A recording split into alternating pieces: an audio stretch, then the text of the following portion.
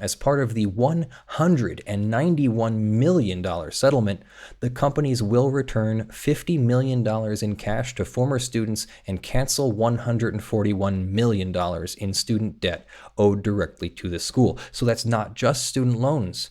If you paid for your tuition, you could also get that back. Let's try to find out who is getting these student loan refunds. When I saw this, I was hoping that maybe they were going to forgive my student loans, but no. This is a community-supported legal education channel. Find out how you can support our mission at the links in the description below. So, I am an alumni of the University of Phoenix, and I actually had a good experience there. And so I didn't necessarily have anything bad to say when I heard that there was a lawsuit against the University of Phoenix for allegedly pushing people towards student loans without fully explaining their job prospects. This is a common thing that happens to universities when they make it seem like if you go to our university, you'll definitely get a really good job. Well, the University of Phoenix had made an advertisement that seemed to claim that they could get you a job with certain big companies like Microsoft, Twitter, Adobe, and Yahoo. And it gave the false impression that they worked with those companies to create those job opportunities, and they didn't. So the FTC filed a complaint, or was going to file a complaint. Sometimes they file the complaint and the settlement at the same time. We saw that with YouTube. So what they've done is announced on December 10th here, through the consumer education specialist of the FTC. Most people go to college to earn a degree and get a good job. In a competitive job market, it helps to have connections. So when a college or university claims it has relationships with well-known employers that may convince you to attend, but beware, claims like this may be a plot or a ploy to attract new students and your tuition dollars. In fact, the FTC says that's just what one for-profit university did as a part of an extensive advertising campaign. In a proposed settlement announced today, the FTC says that for-profit University of Phoenix and its parent company Apollo Education Group falsely claimed that their relationships with top companies created job opportunities specifically for Phoenix students and deceptively claimed that they work with those companies to develop courses. The FTC says that the University of Phoenix used a multimedia ad campaign to attract students, including ads specifically targeted to military and Hispanic consumers. The company's Let's Get to Work campaign featured several high-profile employers, including Microsoft, Twitter, Adobe, and Yahoo, giving the false impression that UOP worked with these companies to create job opportunities for its students. As part of the $191 million settlement, the companies will return $50 million in cash to former students and cancel $141 million in student debt owed directly to the school. So that's not just student loans. If you paid for your tuition, you could also get that back. In addition, it requires them to ask consumer reports agencies to delete the debts from people's credit reports, giving notice to those who got debt cancellation, and make sure people have access to their diplomas and transcripts. Before enrolling in school, it's important to do your homework. You can get important information about any school at the U.S. Department of Education's College Navigator. For example, if you enter a school's name, you can find out if it's public or private, for-profit or nonprofit, accredited, and its student loan default rates. Also, check out what are people saying about schools you're considering. And also check out choosing a college, knowing what questions to ask. Those are all good links to go look at if you are considering attending college. Oh, and it looks like we have a copy of one of the advertisements, the parking lot ad example. Like a lot of things, trying to find a better job can be frustrating. So at University of Phoenix, we're working with a growing list of almost 2,000 corporate partners, companies like Microsoft, American Red Cross, and Adobe, to create options for you. Not only that, we're using what we learned from these partners to shape our curriculum. We're working with these partners. We're using what we've learned from these partners to shape our curriculum. There's AT&T, there's Rubbermaid. I saw Avis and MGM Studios before, or MGM, I don't know if that's studios or casinos. Are they the same company? So that when you find the job you want, you'll be a perfect fit. Let's get to work. And so, yeah, that does look like that might be a little bit too much. It definitely seems to create an expectation that they actually worked with those companies and that you're going to be able to go directly, like have sort of an inside path to Microsoft if you wanted to, if you are a good student. And that's misleading.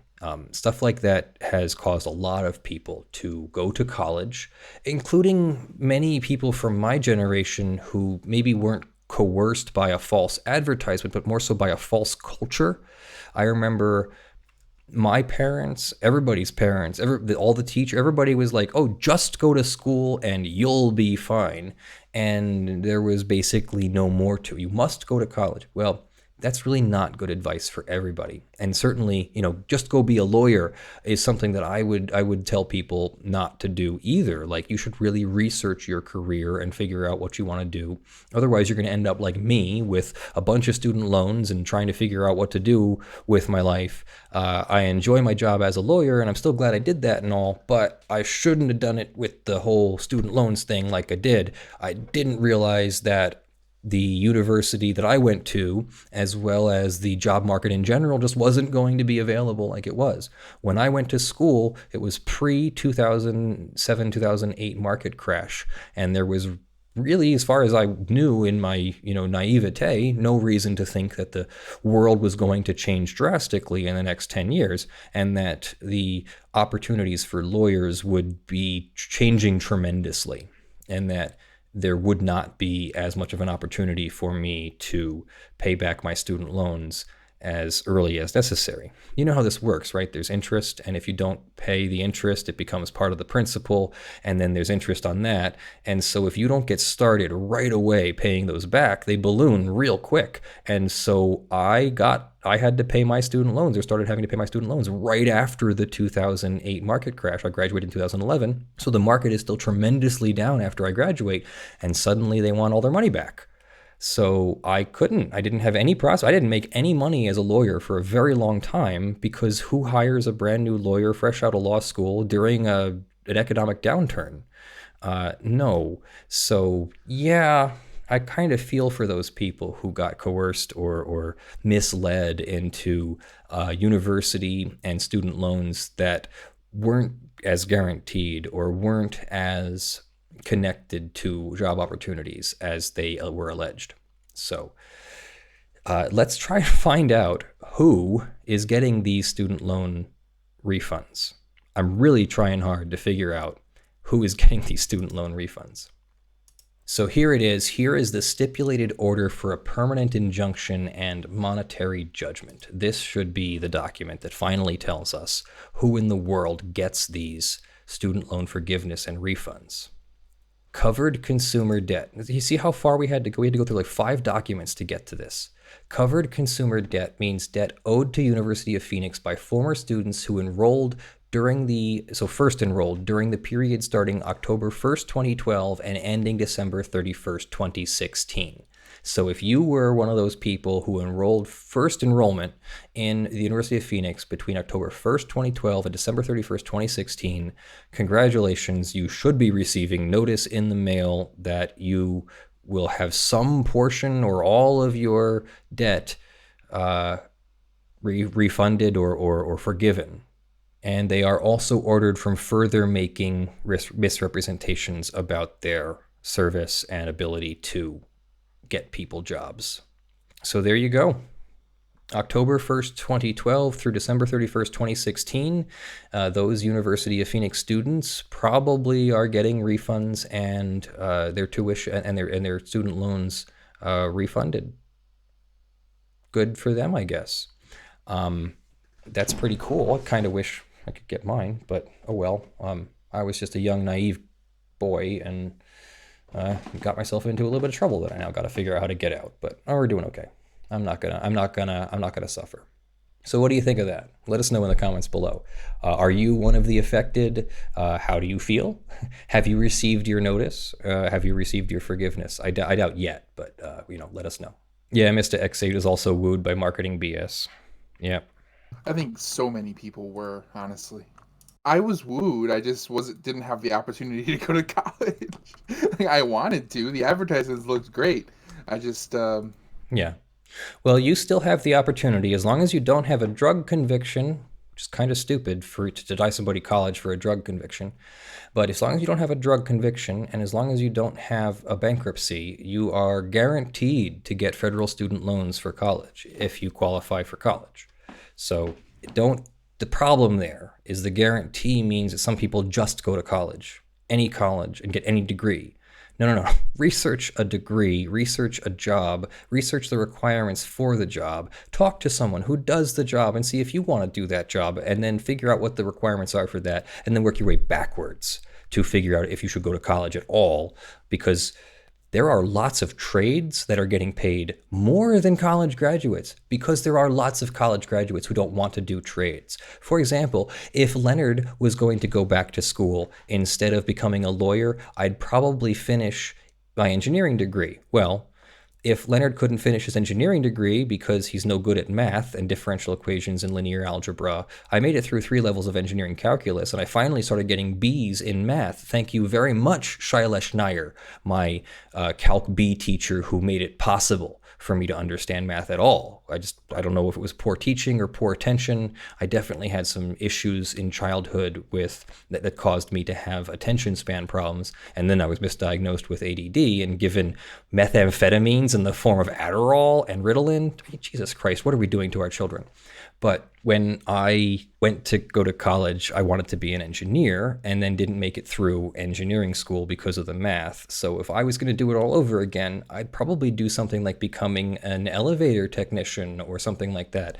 Some of these electrical technicians who work in the field can get paid a tremendous amount of money. In fact, I just worked on here, can I bring it up in Firefox? Let me see if I can bring up what I just did. I just did this. I actually just did what I said I was going to do as my backup plan, because I have a side job.